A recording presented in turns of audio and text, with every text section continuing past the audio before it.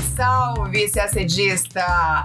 Essa nossa edição traz para você as principais notícias ocorridas entre os dias 25 de fevereiro e 4 de março, o que faz do nosso resumo da semana basicamente um resumo da primeira semana de guerra na Ucrânia. E o que aconteceu nessa semana? A Rússia avançou em território ucraniano e até esta sexta já tomou a maior usina nuclear da Europa e conquistou cidades no sul, perto da Crimeia.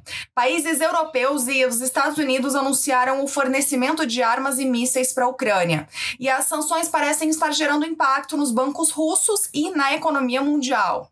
Enquanto isso, os bombardeios à capital, Kiev, e a outras cidades ucranianas importantes não param. A ONU estima que em uma semana de guerra, mais de 1 milhão de pessoas tenha deixado a Ucrânia.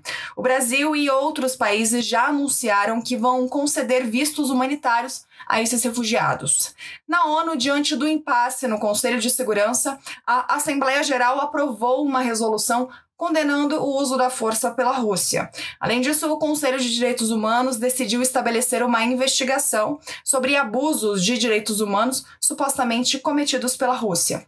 O assunto Ucrânia domina essa nossa edição, mas não vamos deixar passar duas notícias importantes. A primeira é que os países da ONU aceitaram criar o primeiro tratado global de poluição por plástico.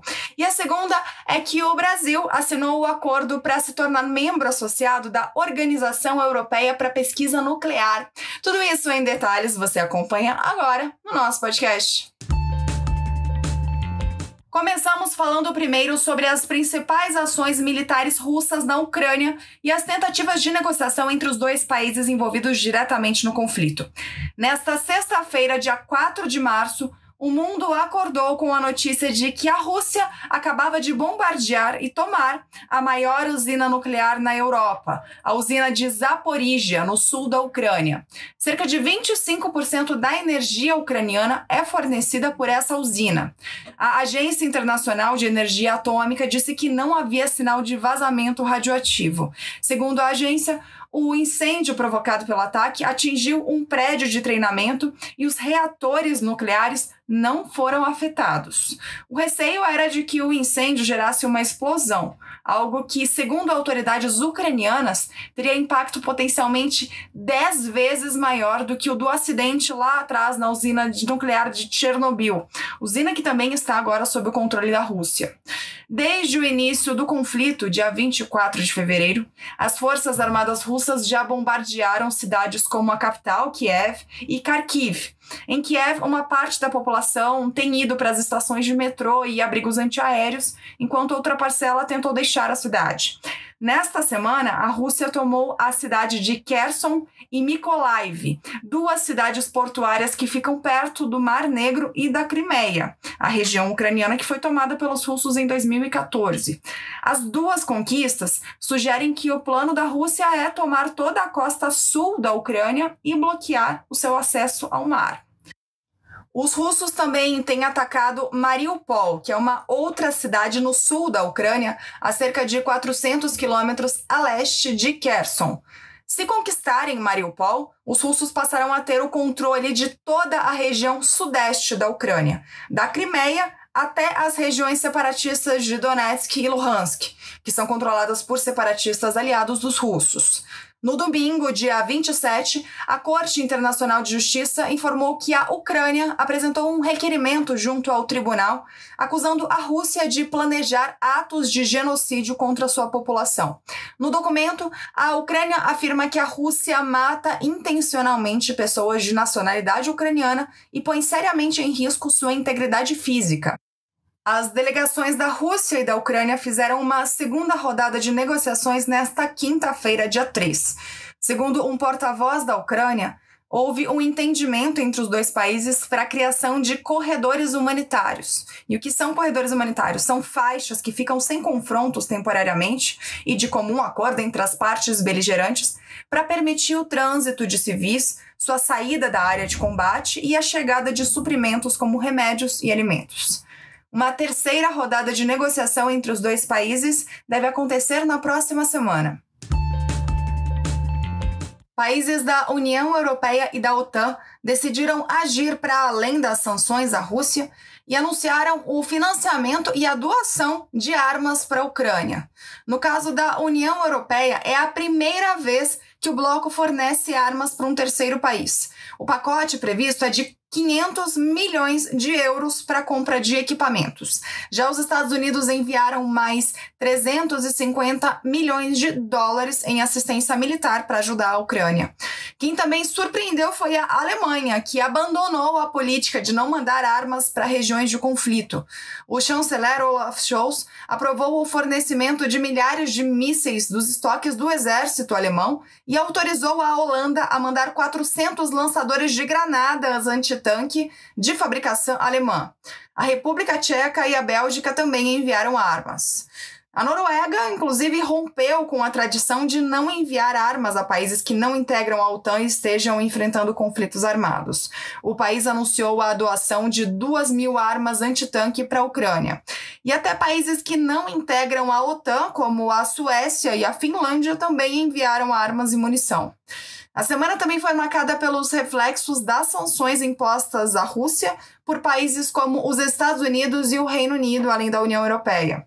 As ações congelaram os bens do presidente Vladimir Putin e seu ministro das Relações Exteriores, Sergei Lavrov, no exterior, e atingiram o Banco Central Russo com o congelamento de parte das reservas internacionais do país. Além disso, alguns credores do país foram retirados do sistema de pagamentos globais SWIFT. Como consequência, a Bolsa de Valores da Rússia não abriu na segunda-feira, dia 28, e a cotação do rublo teve uma queda histórica. Os russos fizeram filas do lado de fora dos caixas eletrônicos para sacar dinheiro nos últimos dias. O Banco Central Russo vem tomando medidas de emergência, incluindo um aumento em sua principal taxa de juros e controles destinados a impedir que o capital fuja da Rússia. O grande reflexo na economia mundial foi o aumento do preço do barril de petróleo, que na quarta, dia 2, ficou acima de $110, nível mais alto desde 2014. A escalada do preço tem muito a ver com as preocupações de que as sanções contra a Rússia prejudiquem o fornecimento de energia para o restante do mundo. Não por acaso, o recorde anterior, em 2014, ocorreu durante a anexação da Crimeia pela Rússia. O Itamaraty publicou uma nota comentando sobre a volatilidade dos preços internacionais de petróleo e gás natural e sobre os possíveis reflexos nas cadeias de produção e fornecimento desses produtos no mercado internacional. Na nota, o governo brasileiro elogiou a iniciativa adotada no dia 1º de março pelos países membros da Agência Internacional de Energia, vinculada à OCDE, no sentido de liberar 60 milhões de barris de petróleo adicionais, o que equivale a 2 milhões de barris por dia pelos próximos 30 dias. O Itamaraty também afirmou que o Brasil é um importante produtor mundial de petróleo, o que contribui para o aumento de segurança energética global. E destacou que o atual momento reforça a importância da diversificação da matriz energética, lembrando que o Brasil detém uma das matrizes mais limpas do mundo.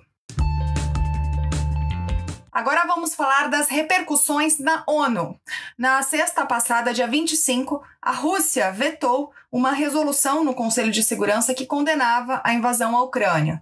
Como vocês já estão carecas de saber, basta que um dos 5 países com assento permanente no Conselho vote contra para que uma resolução não passe. Só o voto da Rússia foi contrário. China, Índia e Emirados Árabes Unidos se abstiveram. Os demais votaram a favor, incluindo o Brasil, que ocupa assento não permanente nesse biênio.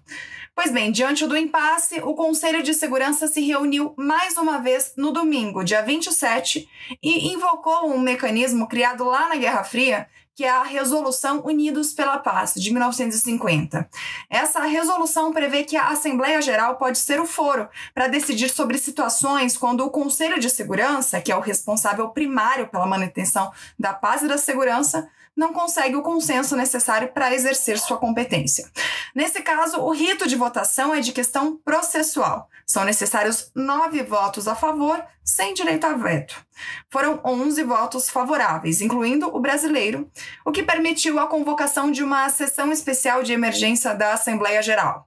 A reunião da Assembleia ocorreu no dia seguinte, na segunda, dia 28, e finalmente foi aprovada uma resolução condenando a agressão da Rússia à Ucrânia como uma violação da proibição do uso da força. Proibição essa expressa na Carta da ONU. A resolução contou com 141 votos a favor, incluindo o Brasil, 35 abstenções, incluindo China, Índia e África do Sul, e 5 contra. São eles: Rússia, claro, Belarus, Síria, Eritreia e Coreia do Norte. O discurso do embaixador do Brasil na ONU, Ronaldo Costa Filho, está disponível lá no site do Itamaraty. Tanto o discurso no Conselho de Segurança quanto o discurso na Assembleia Geral. E aí, pulando para sexta-feira, dia 4, o Conselho de Direitos Humanos aprovou uma resolução condenando supostas violações de direitos humanos durante as ações militares da Rússia na Ucrânia e estabelecendo uma comissão de inquérito para investigar essas supostas violações. O embaixador Ronaldo Costa Filho criticou o texto proposto, mas votou a favor. Durante sua fala, o representante do Brasil se disse decepcionado com o texto apresentado para votação. Segundo ele, o Brasil preferiria um esboço mais equilibrado, o que poderia criar espaço para diálogo entre todas as partes, passando uma mensagem firme de respeito ao Código Internacional dos Direitos Humanos. Para ele, foram utilizadas na proposta de resolução referências que não deveriam ser objeto do Conselho de Direitos Humanos, enquanto conceitos relacionados a questões humanitárias e dos refugiados estavam imprecisos, segundo o nosso embaixador. Apesar das ressalvas, o Brasil votou a favor da resolução por entender que, acima de tudo, o Conselho deve cumprir com sua obrigação de proteger os direitos humanos na Ucrânia e apoiar uma solução pacífica para a crise no país. E por falar em direitos humanos, já passa de 1 milhão o número de pessoas que deixaram a Ucrânia em uma semana de guerra. Os dados são da ONU. Países como Lituânia, Letônia, Polônia, Hungria, Eslováquia e Romênia, além da Moldávia também, disseram que esperam uma onda de refugiados que estão fugindo da guerra. Na quinta, dia 3, a União Europeia aprovou a concessão de proteção temporária a esses refugiados. Ainda não está claro por quanto tempo o bloco emitirá a permissão de entrada, mas haverá possibilidade de emprego, moradia e assistência médica. Além dos 27 países da União Europeia, outros 6 anunciaram a autorização de entrada de refugiados da Ucrânia. São eles: Brasil, Estados Unidos, Canadá, Emirados Árabes Unidos, Reino Unido e Austrália. O Brasil publicou na quinta-feira, dia 3, no Diário Oficial da União, a portaria que prevê visto temporário por 180 dias com possibilidade de conceder residência por tempo indeterminado. Isso para nacionais ucranianos e apátridas que tenham sido afetados. Os imigrantes também poderão trabalhar no país. As embaixadas do Brasil em Varsóvia, Budapeste, Bucareste, Praga e Bratislava foram habilitadas a processar pedidos de visto para acolhida humanitária. Quanto à assistência aos brasileiros na Ucrânia, o Itamaraty decidiu abrir 2 postos de atendimento consular. Na cidade de Lviv, próximo à fronteira com a Polônia, para onde tem se dirigido um grande fluxo de nacionais brasileiros, e em Chisinau, que é a capital da Moldávia. Agora mudamos de assunto para falar de meio ambiente. Na quarta, dia 2, a Assembleia das Nações Unidas para o Meio Ambiente aprovou um acordo histórico para criar o primeiro Tratado Global de Poluição por Plástico. A resolução foi aprovada depois de uma semana de debates em Nairobi, no Quênia, onde fica a sede do PNUMA, o Programa das Nações Unidas para o Meio Ambiente. Segundo a ONU, esse foi o pacto ambiental mais significativo desde o Acordo de Paris, assinado em 2015. O objetivo é criar até 2024 um tratado vinculante que consiga conter a crescente produção de plástico no mundo. O texto deve conceituar oficialmente o plástico como uma ameaça ao meio ambiente. Um tratado dessa magnitude, se realmente sair do papel, terá efeitos em empresas e economias de todo o mundo. Tratados que restringem a produção, uso ou design de plástico geram impactos econômicos, por exemplo, em empresas petrolíferas e químicas que fabricam o plástico, além de gigantes de bens de consumo que vendem produtos descartáveis. Alguns dos países mais afetados pelos impactos desse futuro tratado seriam os Estados Unidos, a Índia, a China e o Japão. E a última notícia é sobre política externa brasileira. Na quinta-feira, dia 3, o Brasil assinou um acordo para se tornar membro associado da Organização Europeia para Pesquisa Nuclear, a CERN, um dos maiores laboratórios do mundo focados em pesquisa em física de altas energias e física de partículas. O acordo ainda precisa ser aprovado pelo Congresso Nacional. Quando isso acontecer, o Brasil será o terceiro país não europeu a fazer parte desse grupo. 23 países membros e 10 associados integram atualmente a CERN. Segundo nota do Itamaraty, a associação representa o reconhecimento da excelência da ciência brasileira. O novo status do Brasil permitirá a pesquisadores e empresas do Brasil acesso ao grande colisor de hadrons da alta luminosidade, LHC, e a outras áreas da CERN, incluindo participação em mercado de licitações no valor de $500 milhões anuais. A associação também facilitará o desenvolvimento de tecnologias aplicadas em novos materiais, indústria 4.0, setor espacial, isótopos de saúde, entre outros setores. Segundo o Itamaraty, essa parceria contribuirá para o desenvolvimento econômico brasileiro com incrementos da produtividade e a criação de novos mercados e de empregos qualificados. E a gente termina o nosso podcast por aqui. Uma ótima semana, bons estudos e até sexta-feira que vem.